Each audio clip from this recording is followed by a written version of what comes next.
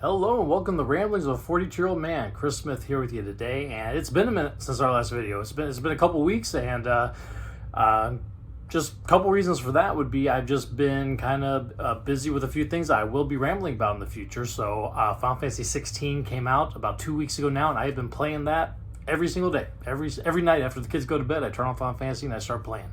That has been a blast. I will have a video about that. I'll just, quick spoilers that I am loving this game. It's my favorite Final Fantasy in a long time. So very excited about that. Anyone who's kept up with the videos that I've had on Final Fantasy might notice that my 13 and 15 videos have not come out. I did shoot a video for 13. I have not gotten on the editing of it yet, and it's going to sound really weird when it does come out because I keep talking about Final Fantasy 16 like coming out, and it's not out yet, and now it has been out for a couple weeks, but just haven't had a chance to sit in there on that because I've just been enjoying playing the game. On top of that, when it comes to the movie front, instead of watching movies, I've been pretty much all my spare time going and playing the game. And then when it comes to books, I do have some book reviews to do. Another reason why I haven't had a book review in a while is because I've been listening to an entire series, a 7-book series. Is my favorite series actually of all time when it comes to books, called the Deathgate Cycle. And I will be doing pretty much a week-long review of each of those books as we go forward. But I was not going to do one and then wait a week and do that. I want to kind of get all of those kind of put together, all my thoughts put together all kind of consecutively. So with that, with 7 books reading, with the whole game playing, I haven't had a whole lot of things to talk about because I wanted to wait until I finish those before I do. That being said, the quarter 2 ended just last week, and I wanted to do a quick quarter 2 review. Talk about some of the favorite things that I had in the second quarter of 2023. My favorite movies, my favorite books I've read, favorite games I played. The videos, some of the best videos. We've had a lot of traction on videos this quarter compared to the first quarter. It's definitely been growing. And then we'll talk about my favorite videos that I've had so far in this quarter. But we'll break into that. We'll do a quick quarter 2 review. And then hopefully, as I'm finishing up Final Fantasy 16 soon, and I've finished up the Deathgate Cycle, I will have some more videos coming out here in the future. We won't have such a long break anymore. So stay tuned. We'll talk about our quarter 2 in review.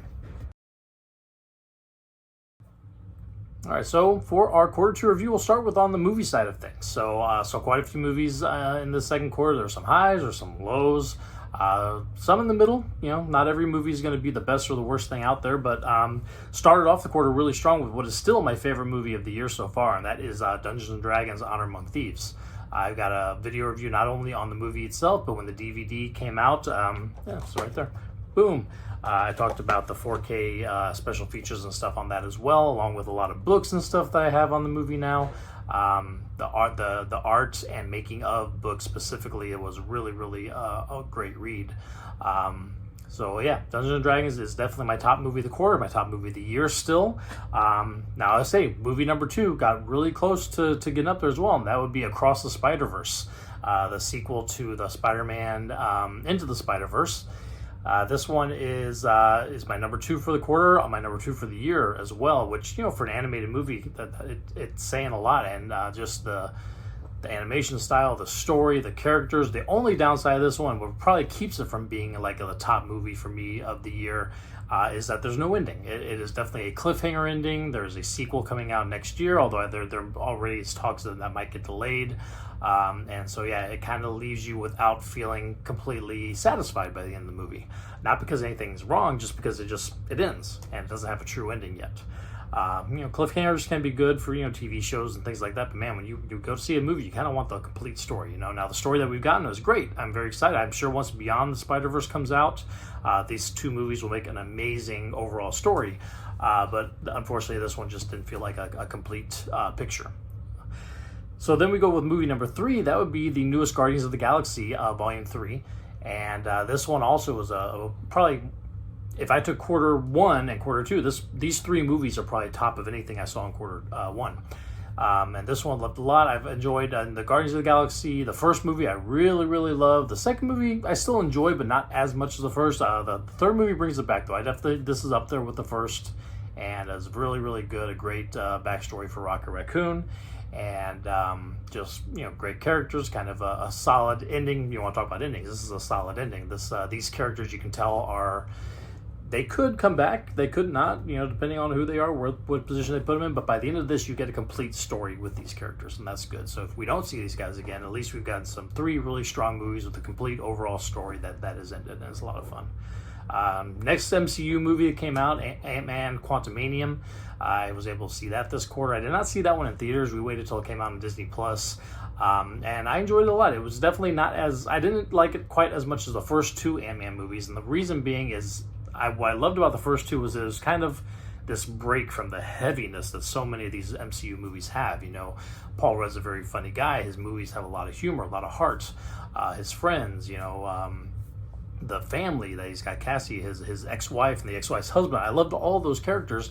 And this one, we have Cassie, but we don't have any of those other side characters. We don't have his friends or coworkers. We don't have his ex-wife and the husband. We don't have that dynamic. It's really just, Paul Rudd, Evangeline Lilly, Michael Douglas, Michelle Pfeiffer, who is MVP of this movie, by the way, and then Cassie, and that's kind of it. We just got those five. It's a story about just them. And so what's missing for me with this Ant-Man one is the kind of smaller characters. I definitely felt like the characters, the side characters we had in the first two movies really made that stand out.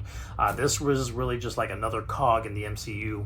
Got us kind of introduced to Kang, which... he plays a large part in this after having kind of a smaller part at the end of Loki, season 1, and he's definitely front and center as the main baddie in this one. And again, it's kind of a cog to the machine. It's all leading to what's going to eventually be, the Kang Dynasty and all of that when we get to the new Avengers movies. But definitely felt like again, this was a complete story. Ant-Man's story by the end of this was a complete story, but it definitely did feel like, okay, this is just preparing us for the next thing.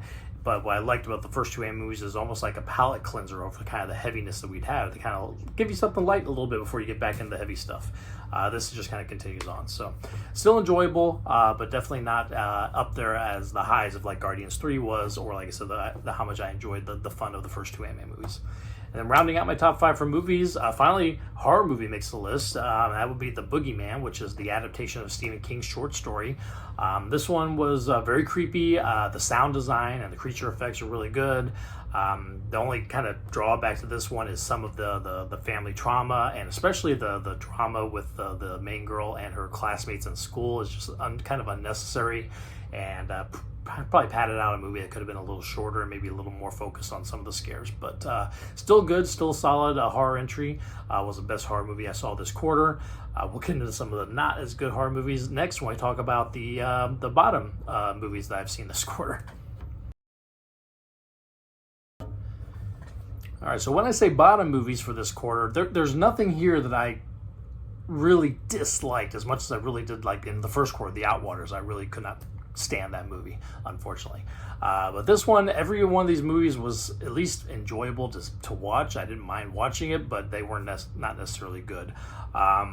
So I'll just throw out like the 5 that were kind of like lowest 5. I don't know if there's necessarily an order of these. These are just ones that were not the best movies. And so you got Kids vs. Aliens, which was kind of a VOD horror movie with a little bit of Goonies, a little bit of kind of maybe even E.T. a little bit, but definitely a little harder edge than a Goonies might be for you. But the one of the reasons why this was as low as it was the tone was kind of weird. It was like this hard R alien movie, but then you had a whole bunch of kids playing around like it was Goonies. So it was like, who's this made for? Is this made for like a kid's first horror movie? Is this made for adults who might get some of the weird like little in jokes or the violence and stuff that happens in the movie is crazy. Now it is centered. I did love the main girl in the movie. I thought she did a wonderful job, but overall the movie just kind of missed the mark on me when it came to the tone. We also had the Winnie the Pooh Blood and Honey, which sounds like a great premise. Let's take Winnie the Pooh, turn it into a horror movie. He's been abandoned in the 100-acre woods. Christopher Robin's moved on with his life, and eventually the characters in the 100-acre wood start cannibalizing on themselves and go evil. And when Christopher Robin comes back, Winnie the Pooh and Piglet are left, and they kind of take their revenge out on him. So again, the premise of the story, very cool. It never really did anything with it. It just became here's random people Winnie the Pooh and Piglet are going to go kill. There was no, other than the Christopher Robin character, all the other characters are so superfluous to the movie. They have nothing to do with Winnie the Pooh. They're just there to get killed off, and every one of them is just, hey, let's see the next way we can kill this person. Practical effects were good. That was really nice to see. We'll get into another movie on this list that did not go the practical route, and is one of the reasons why it's in my bottom. But yeah, the story, the script, the characters in this were not great. Still love the premise. I believe it did well enough that they're gonna do another one. I hope that they play around with the premise a little bit more, maybe get a little better acting in there, and definitely some better characters. Because really, other than the Christopher Robin character and Winnie the Pooh and Piglet, who I think Winnie the Pooh has 2 words in the whole movie. I mean, there's nothing there. There's just nothing there. Next one I had was Third Saturday in October. This was kind of a twofer that I did a review on. There was a Third Saturday in October, and then there was the Third Saturday in October Part 5. And these were kind of a riff on the big franchise horrors movies of the late 70s, early 80s, and how they all had gigantic sequels. So the Third Saturday in October was supposed to be like the 70s version of this horror franchise that was lost in time, as it was supposed to be. You know, all these movies were made at this time. So highlights for this was it looked like a 70s movie. It definitely looks like a 70s movie. It's as boring as most of those 70s horror movies were. And again, I think I said this during the video, I think it's meant to be this way. I believe that they went into this to make it into a late 70s horror cash-in indie movie that everybody was making in the late 80s or late 70s, early 80s, trying to cash in on Halloween and Friday the 13th. Those movies, most of them aren't good. I think this was kind of playing to that, but doesn't mean it was necessarily fun to watch. It was very boring most of the time. Part 5 was quite a bit better. It was playing the fact that as the sequels went into the 80s, everything got more violent and more crazy and out there, and it definitely went there a little bit more. So it was a little more fun just because there's more things to see on screen than the 70s one. But yeah, whether it was meant to be or not, it was this movie bored me the majority of the time. All right, then we get to Renfield, which is kind of a large release. Did not do well at the box office, and for me, my issues with it were the CGI blood was just way too much, way too over the top, and just very, very fake, unfortunately. It's a very violent movie. I mean, there's a ton of blood. Of course, unfortunately, it's all computer-generated bloods, and you can tell. It's just not great. Nicolas Cage is... Honestly, I know a lot of people kind of highlight him as a positive of this movie, but I think his overacting here was to the point where it was too much for me. And I like Nicolas Cage. I think sometimes he can ham it up and be good. He can bring it down and be great in a movie like Pig, But then you got movies like Face Off where he's obviously overacting throughout most of that. But I really enjoyed about this. Here he took it to a level I just couldn't really follow anymore. And then rounding out kind of the 5 of the bottom movies I saw was The Black Demon. It's actually one of the most watched videos I had, funny enough. But the Black Demon was just similar to my issues with Kids vs. Aliens. Is like, what are you looking for this movie? This one wasn't so much tone as it was plot. Like, is this a shark movie? Is this an environmental message movie? Is this a demon movie? Is this a movie about a family stuck on a rig and family drama ensues? If it had gone any of those routes, more my liking would have been the shark route. That would be fine, but it tries to do all of them. It's just too much. There's not enough shark. There's not enough environmental stuff. There's not enough family drama. There's not enough of the demon part of it. It's all just little bitty chunks, and none of it is enough to make a compelling story. It's just too much stuff all jammed in together. Acting wise, everything was fine. Josh Lucas is giving it his all. All the other people in the movie were doing well as well. Just the story just could not quite figure out what to focus on. I thought the effects were actually pretty well. I thought the shark looked great. Maybe the reason why we don't get as much shark as we did is because maybe the shots that they had were the best that they came up with, and they couldn't really do any more and make it look good. But I would have loved to see more shark, maybe a little less of the family drama. Or if you're going to make the thing be a true, demon curse kind of deal, really focusing on that. The issue was all these little things were looked at, but nothing was focused on. And so you kind of have a mess of a movie. All right, well, let's get into TV. So TV shows were kind of light this quarter. Really, the only shows I sat through this quarter were The Mandalorian and The Bad Batch. Both Star Wars shows, obviously. The Mandalorian Season 3, loved it quite a bit. I talked about that in a video earlier. I really like the kind of focus now on Mandalore and it's not really the Mandalorian story for most of the season. It is more a Bo-Katan story, and I didn't mind it. The Bo-Katan story is very compelling, but we still kind of have the Mandalorian and Grogu kind of moving around in this world. Things are kind of happening around him, not necessarily he's the main focus of it, but still a lot of fun. That I'll always probably enjoy. The finale was a lot of fun. The way they ended it, it could be it. That could be it. There could be no more Mandalorian shows after that. I mean, the way they ended was really kind of a closure. I have a feeling there will be more seasons, but they could stop it here if they wanted to. And then the Bad Batch is definitely kind of in that Clone Wars cartoon vibe, and so you either like that or you don't. I can enjoy it. I will say that a lot of the Bad Batch just kind of seems to be spinning wheels.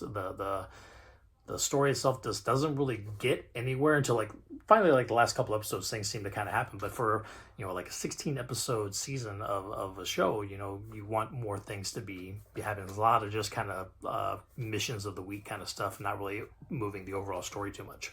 But for TV, that's kind of it. I didn't watch a whole lot of TV. I did a lot more movies, a lot of video games, which even my video games won't be a whole lot of numbers. We'll get into those next, and we'll talk about how many video games I was able to do.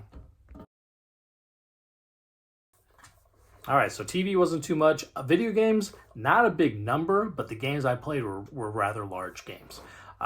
So my top one, I'll tell you right now, is Final Fantasy XVI. I have loved this game. I am just about, I think I've done all the side quests. I've done all the hunts that they have. I've done everything extra that you can do at this point, other than the final boss. That's where I'm going to be heading to tonight, actually. And then there's a kind of Final Fantasy mode, New Game Plus system where you have to play it on like the hardest level. I'm kind of a trophy fiend, especially when it comes to the Final Fantasy game, so I will be trying to play it on the hard level so I can get the complete trophy set.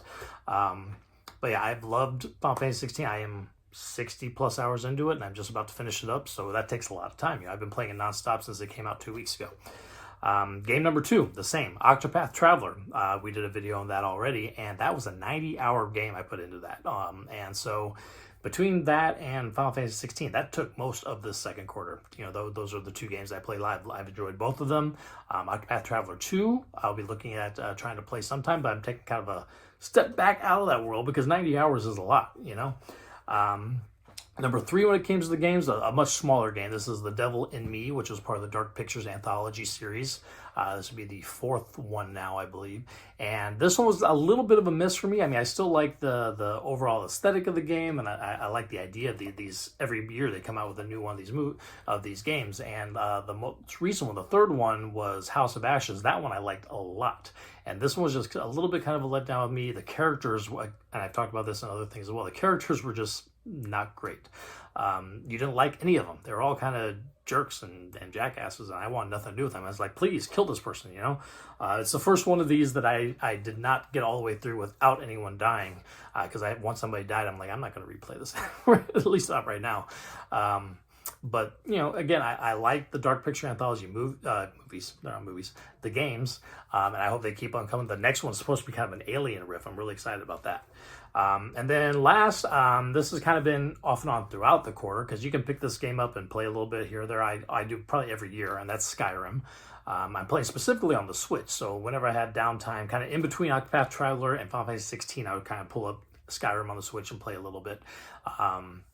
This time going around, I typically do like a bow archery kind of character. I named this one Katniss after the Hunger Games, and I just kind of explore the world and do dungeon diving. I don't do a whole lot of main quests with this one. Obviously I played Skyrim so many times. I played through all the quests multiple times, but this was just kind of fun. Start up, play a little bit, walk around, do some dungeon diving, and I'm not serious about completing anything. This was just kind of a time filler, but Skyrim is one of my favorite games of all time, so it's always fun to throw that on. So those were the video games for the second quarter. Like I said, not a lot of games, but some heavy hitters. I mean, 60 plus hours in Final Fantasy 16, 90 plus hours in Octopath Traveler. I've probably played 20 something of Skyrim. I think Devil in Me is about 10 to 15 hours maybe. And so yeah, I mean, a couple of really big hitters that took up a lot of the quarter. We'll go ahead and start talking about books next. So when it comes to books, first thing is going to be for this quarter is the Deathgate Cycle, the 7-book series from Margaret Weiss and Tracy Hickman, and that I will be kind of doing a series on a little bit later as I go through each of those 7 books. I'm going to do a video for each of them. That took up a lot of my last few weeks when it came to book reading, listening. I've had these books where I've read through them multiple times, but Audible had just released the audiobook version, so I'm like, I love audiobooks. I'm like, I'm going to give this a shot, and I listened to them all. The narrator's great. He's kind of got different voices for the characters he's able to do, a lot of different accents and stuff in there. And so, you know, whenever you kind of start a book that you know the book so well and you listen to narrator, sometimes it can throw you off a little bit. My second favorite series of all time is the Tiger and Dell Sword Dancer series from Jennifer Roberson, and the audiobooks for those, the voice of Tiger is not the voice that I would have given Tiger, but eventually you kind of get used to it as you go through multiple books of this narrator. With Deathgate, the narrator is great. It took me maybe a little bit of the first book just to get used to his pronunciations of some of the names and stuff, but after that, you know, really good job.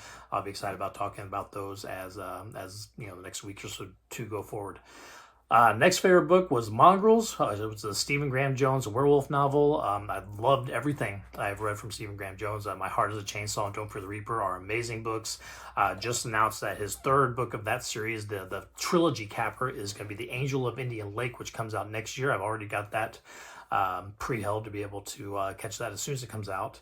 And the Mongrels was a great read. A lot of fun, a really good take on the werewolf novel, and I actually had a library copy, and then I went to my used bookstore and found a copy in my used bookstore, so it's now down there in my on my bookshelf. Next was The Changeling, which was a Victor LaValle one that we talked about pretty early on in the quarter. That one kind of was a lot of really good character work in that one, and then a lot of fantastical elements kind of near the end. But the character work of the first 2/3 of that book were great. Really, the fantasy stuff really doesn't come until almost like the maybe last quarter of the book. But you know, the characters, you really love the characters by the time you get there. Next one would be Between Two Fires, which was the one we talked about. That was kind of it took place during the French Black Plague era, kind of early medieval times, and almost like a little bit of Kingdom of Heaven, but with a backdrop of, you know, the heaven and hell, you know, battle but with angels and everything. And so, you know, kind of took, you know, your Kingdom of Heaven and mixed it up with Dante's Inferno. It was a very cool book, very good read. I liked that one a lot. And then rounding out the top 5 for books for the quarter was Episode 13, which is the book that almost plays out like a ghost hunting show, or more likely the paranormal investigation movies, kind of like Ghost Adventures, the kind of found footage ghost movies that we would get, and so I like that because I love those kind of movies. I really like, you know, anytime you've got where the movie is about ghost hunters, and then of course everything goes wrong. In this case, everything went wrong with this ghost hunting show in Episode 13, but they took that premise of the found footage ghost story and put it into book form. It was really good. I enjoyed it quite a bit. So that's kind of top 5 for the books. We'll get into the videos from the show. I mean, I've got a lot of stuff to talk about with this, starting with a really big one from a little Mexican hard rock girl trio called The Warning. We'll talk about that. All right, so when it comes to just the amount of views that my videos get, you know, first quarter, I think we had 5 videos that broke 100 views. I think we had 1 video that broke 300. Other than that, everything else was somewhere in the hundreds, right? But you know, brand new show. I'm just getting started. I still don't quite know what I'm going to do with the show. Am I going to start making more edits and stuff to it? I don't know. It depends how much time I want to sink into it. But I will say that the second quarter saw a big jump. The biggest would be the video that I did about The Warning, which was the three female rock group out of you know, Monterrey, Mexico, and they are, you know, touring all over the place right now. They're doing great, but they have a gigantic fan base. And as soon as I put out that Warning video, it is now at 4.4 thousand views. To put that in perspective, it is only one of 2 that I've ever had that even broke 1,000. And nor near has anything else gotten to 4.4 thousand. This is my top video, not only because of the views, but as we'll get into when I get into my favorite videos, just the amount of interaction that I had with this video was amazing. So when we're talking about views, The Warning, far and above 4.4 thousand views since I put it up about a month ago. Next one comes in is a really surprising one. So I did a video pretty early on in the quarter on Speed. It was a Movies I Love video about the 1994 movie Speed. And I don't know if it's because people are looking up all sorts of stuff that just happen to have the word speed in it or what, but this has been consistently growing from the time I've recorded to now. Even now, it's like my top watched video like almost every day right now, with like anywhere between 20 to 40 watches. And this is 2 months, 3 months after I did it. And it has gone up to 1.1 thousand views. Now, whether or not people are actually watching this, or if it's just kind of like, here's a recommendation, they watch like 10 seconds, they drop off, I don't know. I'm not getting a lot of interaction with this one like I was with the warning video though. But still, it is my second one to break 1,000, so that's pretty cool. Next is the Super Mario Brothers one that I did with David and Katie. That one has gotten up to 859 views, and that was a lot of fun because, of course, you know, having my kids with me was a blast. The next one was another one's kind of surprising, was the Black Demon, which is up to 585. I don't quite know, like I kind of can understand like Plane was kind of a big hitter in the first quarter. It's a little one-word title that maybe somebody's looking up, like how to fly a plane or do this on a plane, and maybe it pops up. Same with Speed, one-word title. You put anything with the name word Speed in it, maybe this video is somewhere on that list, you know. But who's looking up the Black Demon, and why is it getting 500 plus views? No idea. I've had no interaction with it either, so whether anybody's actually watching the whole video or not, I'd have serious doubts. But it's at least somehow it's getting on the radar of 500 people. And then I got the Across the Spider-Verse one sitting at 205. That one I'm sure is just because a lot of people were looking up the movie when the movie came out. It's kind of a big deal movie. So those are the top viewed videos, but I'm going to go ahead and get into my favorites. And my favorites and the top views, sometimes they might line up, sometimes they won't, but I'll give you my reasonings for why these ones are my favorites. All right, so when it comes to the favorite videos, top one is, episode 141, which was the warning video. And it's not just because it got so many views. I mean, views are great, views are fun, views kind of keep you going, but the interaction was amazing. I had 60 plus comments on this video. Most of my videos have like maybe one comment, if that, maybe two. Maybe because I replied to somebody, but this had 66 comments on it, and the day I posted the video, the whole next like 2 days, I was just interacting with people. People were sending me links to live performances I should watch. They're telling me all about the other albums I need to listen to, which, by the way, any of the warning people watching this now, I have listened to Queen of the Murder Scene, and I love that album too. We'll do a video about that eventually, and you can all talk about it with me at that point, but I have loved just the interaction and everything. Our subscriber count, my subscriber count for the show jumped from 53 to over 100 with just after that one video. That's how that went. So definitely a favorite of mine just because of all the interactions and the fun I had with that one. Second one would be the NFL draft, round one, the day one of the NFL draft. I love that, not only because it was a lot of fun. I did it with David. Dave and I are watching the draft. We're kind of talking to each other through who we think the picks are going to be. And then the Texans did some amazing things. They got their quarterback. They traded up for who I thought was the best player in the draft. There's a whole thing where we're like, wow, when the pick is being made. And that one was just a blast. So that's obviously up there as well. My next favorite one would be the 90s action movie scores. Now, this started because I watched Speed, and the music for Speed is amazing. And so it kind of got me in this thought process of, man, there's a lot of movies in the 90s that have really, really great music. And so I put this together. I don't have any audio in that. I was always kind of afraid of putting audio when it comes to like copyright issues and stuff, but I'm going to try to do a little more of that hopefully going forward, because I would love to, instead of just being like, oh yeah, Speed has awesome music, maybe I play a little clip of the Speed music or something, I'd love to be able to do that. But we talked about a lot of movies on that video, and if anybody likes music scores or classical music even, or just background music while you're maybe working throughout your day, I have a whole list kind of listed out in the description of that video. That would be a great one to go back to. That's episode 111. Check out some of those movies. Check out the music for some of those movies. If you got Spotify or Amazon Music or Apple Music, take a listen. They're all a lot of good music in there. My next favorite one would be the movie draft day. So we have a whole week dedicated pretty much to the NFL draft back at the end of April. And my buddy Kyle, student of the game, came over, and we watched a little bit of the draft, and then we also watched the movie Draft Day with Kevin Costner in it. And why I loved this one was I sat down with Kyle. We talked about it together. It was the first time I'd really had a guest on the videos on the channel that wasn't just my son or my daughter.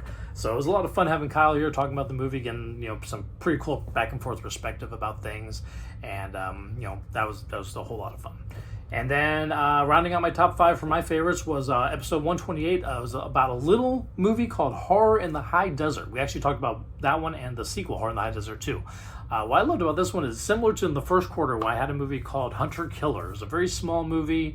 I don't know how much press it got. I don't know how much money it made, but I watched it. I really enjoyed it.